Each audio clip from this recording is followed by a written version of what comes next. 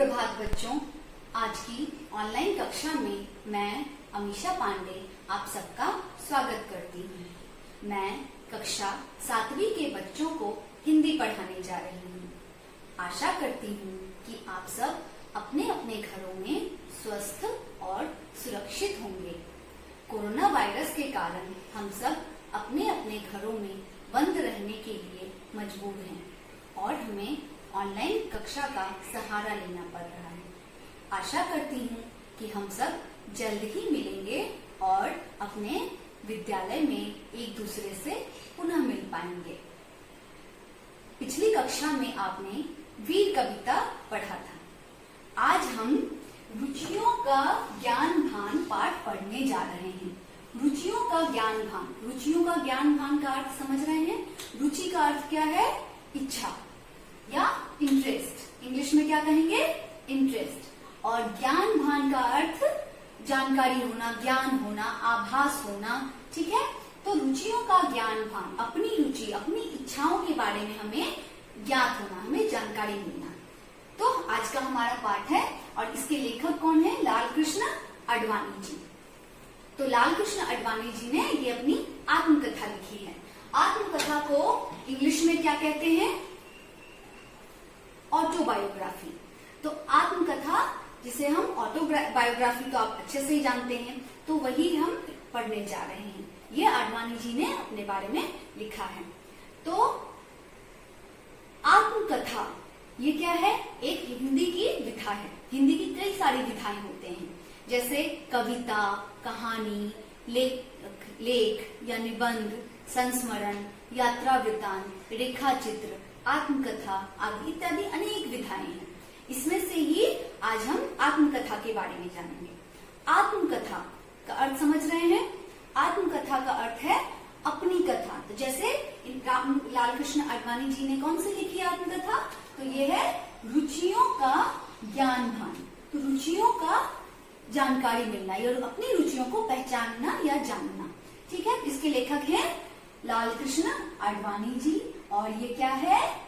आत्मकथा है। आत्मकथा किससे बनी है?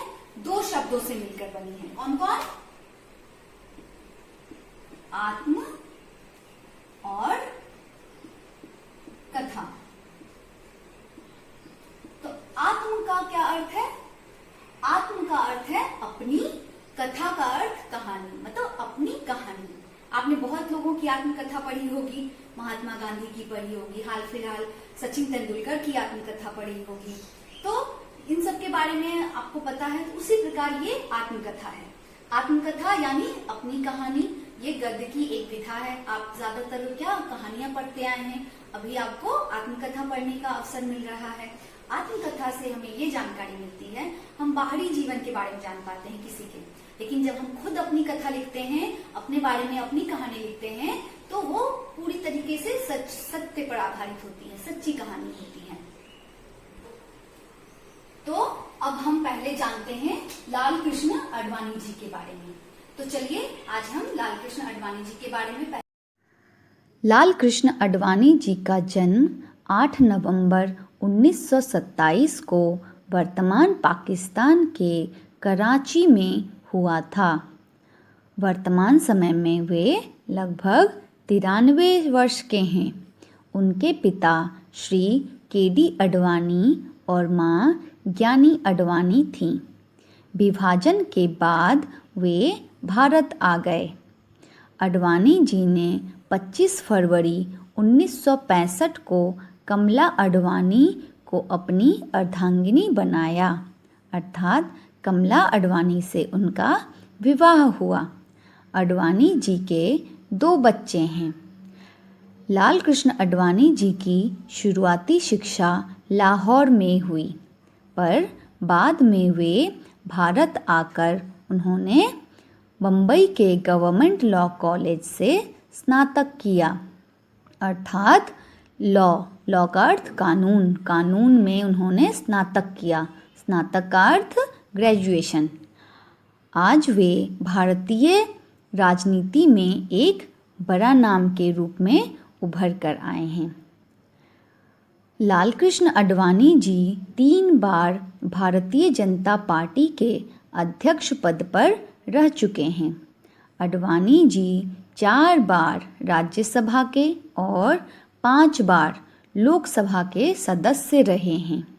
वर्ष 1977 से 1979 तक पहली बार केंद्रीय सरकार में कैबिनेट मंत्री की हैसियत से लालकृष्ण आडवाणी जी ने नेतृत्व संभाला। आडवाणी जी इस दौरान सूचना प्रसारण मंत्री भी रहे हैं। आडवाणी जी ने अभी तक के राजनीतिक जीवन में सत्ता का सर्वोच्च पद संभाला है, वह है एनडीए शासनकाल के दौरान उप प्रधानमंत्री का। आडवाणी जी वर्ष 1999 में एनडीए की सरकार बनाने के बाद अटल बिहारी वाजपेयी के नेतृत्व में केंद्रीय गृह मंत्री बने और फिर इसी सरकार में उन्हें 29 जून 2002 को उप प्रधानमंत्री पद का दायित्व भी सौंपा गया। भारतीय संसद में एक अच्छे सांसद के रूप में आडवाणी जी अपनी भूमिका के लिए कभी सराहे गए तो कभी पुरस्कृत किए गए। आडवाणी जी भारतीय जनता पार्टी के वरिष्ठ नेता हैं। भारतीय जनता पार्टी को भारतीय राजनीति में एक प्रमुख पार्टी बनाने में उनका सर्वोपरि योगदान कहा जा सकता है। उन्हें किताबों, संगीत और सिनेमा में बहुत रुचि है। लालकृष्ण आडवाणी जी के बारे में समझ ही चुके होंगे, लेकिन कुछ कठिन शब्द हैं जिन्हें आप नहीं जानते हैं। ये शब्द पॉलिटिकल साइंस या राजनीति विज्ञान से जुड़े हुए शब्द हैं, जैसे लोकसभा, राज्यसभा इत्यादि। तो इन सब के बारे में मैं पढ़ते हुए आपको समझा रही हूँ। तो मैं जो पढ़ने जा रही हूँ लेखक परिचय, वो आपके किताब में ही दिया हुआ है। तो अब जिनके पास किताब नहीं है, मैं उन्हें पीडीएफ में भेज दूंगी, और मैंने भी जैसे प्रिंट आउट निकाला है, आप भी उस तरीके से फिर पढ़ सकते हैं। तो लालकृष्ण आडवाणी जी का जन्म 8 नवंबर 1927 को कराची में हुआ। कराची अर्थात जो वर्तमान में कहाँ है, पाकिस्तान में। पाकिस्तान के निर्माण के बाद उन्हें भारत में आकर बसना पड़ा। तो जब भारत और पाकिस्तान का बंटवारा हुआ, दोनों अलग देश बन गए, तब उन्हें भारत में आकर बसना पड़ा। वे भारत में आकर रहने लगे। 24 वर्ष की आयु में सक्रिय राजनीति से जुड़े। तो वे 24 वर्ष की अवस्था में, उम्र में ही राजनीति से जुड़ गए। 4 बार राज्यसभा के और 6 बार लोकसभा के सदस्य चुने गए। तो 4 बार किसके? राज्यसभा के। राज्यसभा का अर्थ क्या है? इसे हम अपर हाउस भी कह सकते हैं।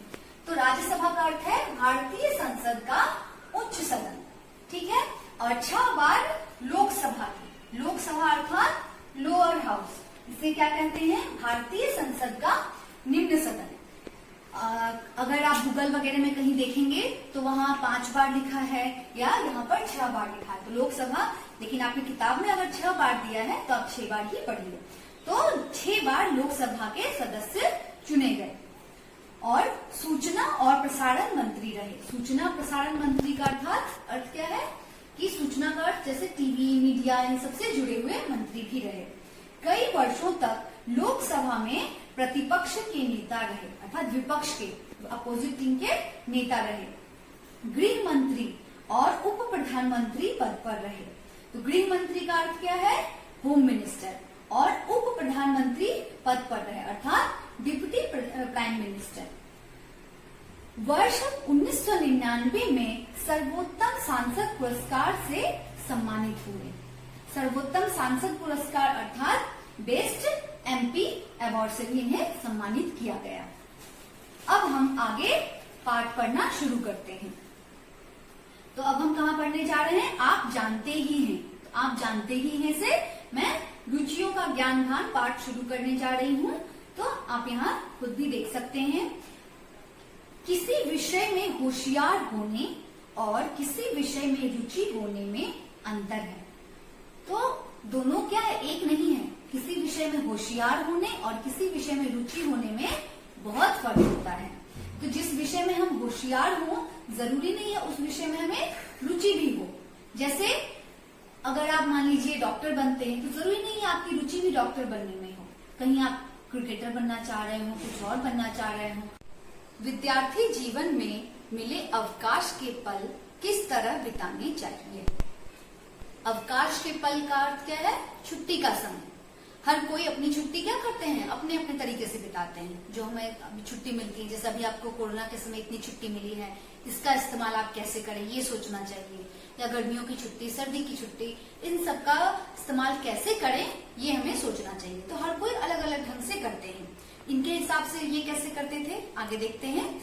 खेल कूद में लगे रहकर या कुछ ऐसा करते हुए जो जीवन भर काम आए। तो उनके अनुसार हमें किस तरीके से बिताना चाहिए कि खेलकूद से क्या होता है, हमारा शरीर स्वस्थ होता है।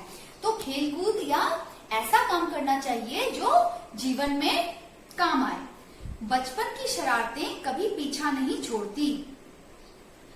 हमारे पड़ोसी देश में एक क्षेत्र ऐसा भी है जहां इतनी कम बरसात होती है कि बादल घिरते ही स्कूलों की छुट्टी कर दी जाती है। तो बचपन की शरारतें, हम जो भी बचपन में शरारत करते हैं वो हमारी पीछा हमेशा लगी रहती है, कभी नहीं छोड़ती। तो उस समय वो अपने पड़ोसी देश के बारे में बता रहे हैं, अर्थात पाकिस्तान के बारे में बता रहे हैं। उनका बचपन पाकिस्तान में बीता, तो वहां इतनी कम बरसात होती थी कि थोड़ी भी बारिश होने से या बादल घिरने से ही छुट्टी कर दी जाती थी, स्कूलों की छुट्टी हो जाती थी। आगे पढ़ते हैं पाठ प्रवेश। ठीक है, अपनी किशोर अवस्था में लालकृष्ण अडवाणी को क्रिकेट मैच देखने, उसकी कमेंट्री सुनने का चाव था। किशोर अवस्था का अर्थ क्या है? टीनेजर्स, या जैसे अब बच्चे जो बड़े होते हैं 12-13 साल के बाद से, जब वो थोड़े बड़े हो जाते हैं, बचपन खत्म करके जब वो जवान होना शुरू करते हैं, उस समय उन्हें क्या शौक था? कमेंट्री सुनने का। क्रिकेट की कमेंट्री सुनने में उन्हें बहुत मजा आता था। कुछ समझ आने पर वे अपना खाली समय पुस्तकें पढ़ने में बिताना पसंद करने लगे। कुछ समय बाद जब उन्हें थोड़ी समझ आई कि अब उन्हें अपना समय यूं ही बर्बाद नहीं करना चाहिए, तो उन्होंने क्या किया?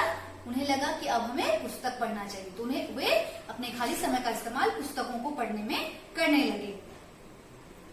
उन्हें यह भान हुआ कि दरअसल उनकी रुचि का काम यही है। उन्हें समझ आया कि उनकी रुचि किसमें है, अब पुस्तक पढ़ने में। पहले उनकी रुचि किसमें थी?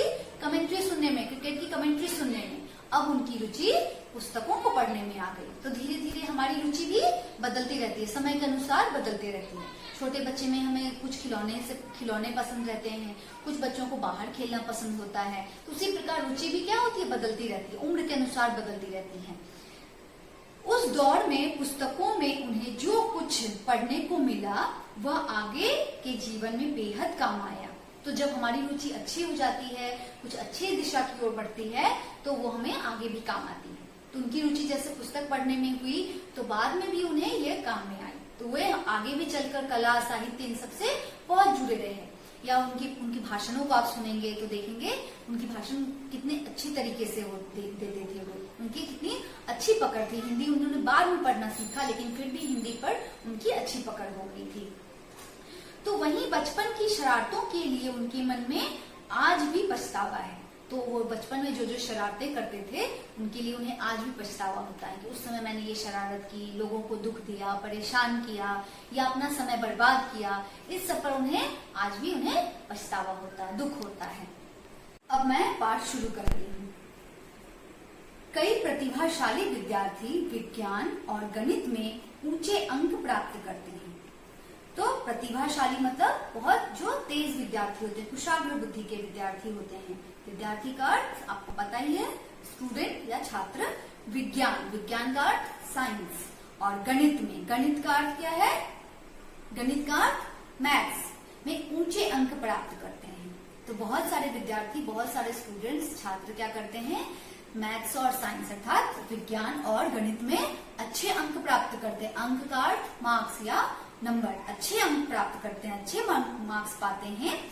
इसलिए वे सोचते हैं कि ऊंचे अंक दिलाने वाले इन विषयों में उनकी रुचि है। तो उन्हें अच्छे मार्क्स मिलते हैं, इसलिए वो सोचते हैं उनकी उसी में रुचि है, उसी सब्जेक्ट में रुचि है। जिस सब्जेक्ट में हम मार्क्स ज्यादा लाते हैं वो हमारा फेवरेट सब्जेक्ट हो जाता है। हम सोचते हैं उसी में हमें रुचि है, उसी में हमें ज्यादा अंक मिलता है। तो जिसमें रुचि का अर्थ अलग हुआ। रुचि का